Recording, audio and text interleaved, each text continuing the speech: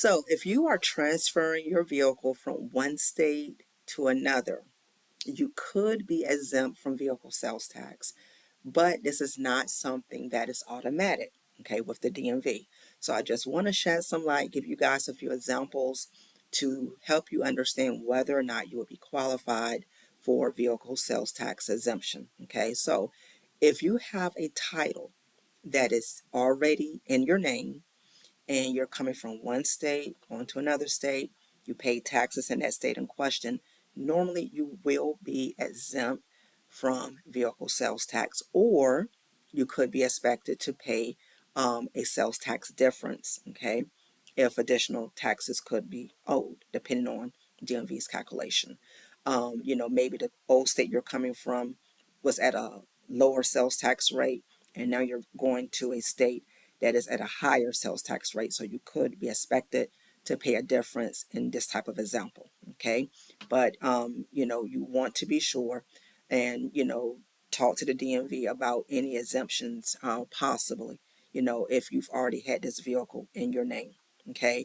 My recommendation is if you purchase this from a dealership, make sure you have your purchase agreement. Also, make sure you have proof from that DMV in question that you did in fact pay, or the dealership paid that vehicle sales tax on your behalf. Have that proof available at your fingertips. The DMV would not go by your word. They do want proof of such an exemption. Also, if you've owned a vehicle a lot of times for more than a year, okay, the DMV will exempt you from sales tax as well. But again, that proof in question must be present, okay.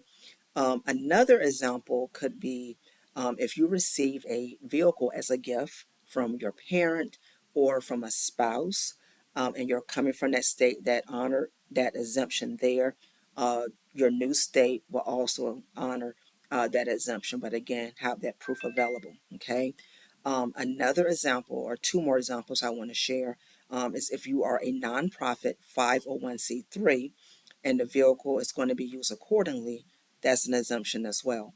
Lastly, if you are a semi, truck, trailer operator, heavy vehicle operator, engaged in interstate commerce, okay, you will also normally qualify for vehicle sales tax exemption, but you want to check with your state because there could be stipulations in place. One thing I want to share is when you guys are going to the DMV to try to change that title over, make sure you have your documentation available. Okay.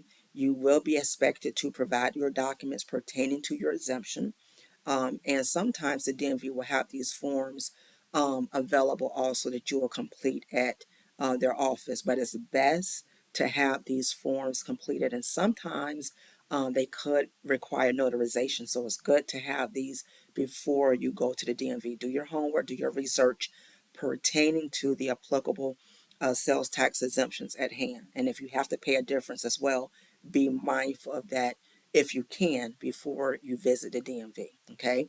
If you need any clarity or you have any questions about vehicle sales tax exemption, or maybe you were told by the DMV that you need to pay sales tax and you believe that you're supposed to be exempt, feel free to drop me a line below or visit me at wisdomandauthority.com. Thank you so much for tuning in. Please click, share, and subscribe. I hope to hear from you soon.